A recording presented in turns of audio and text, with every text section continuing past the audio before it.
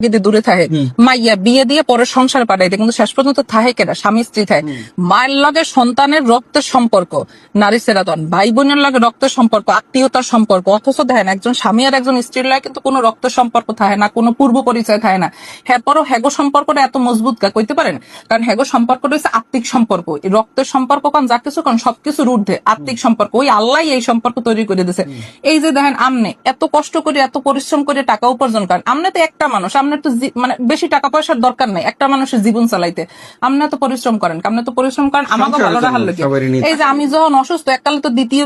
বিয়ে করেন আমি যখন অসুস্থ আমার যে এই যে যত ঔষধ পানি ডাক্তার এগুলো কেডা করে সেগুলো তো সবই আমনে করেন কই আমনে তো আমারে লইয়েই থাকেন আপনি তো এই বাপমা লইয়ে থাকেন না আমি কি আমনের লইয়ে থাকি আমিও তো বাপমা লইয়ে থাকি না শোনেন আমি একটা কথা কই একটা পুরুষ সেই সময় দ্বিতীয় বিয়ে করতে পারে আমি আপনার অনুমতি ঠিকই দ্বিতীয় বিয়ের দিতে আছি যেদিন আমি মরে যাবো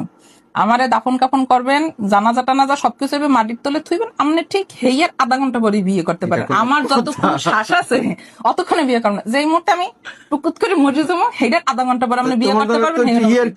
কোনো দ্বিতীয় বিয়ে লাগে কোনো ইয়ের কি নেই কিন্তু আমি কই দিলাম হেলে কিন্তু খবর আছে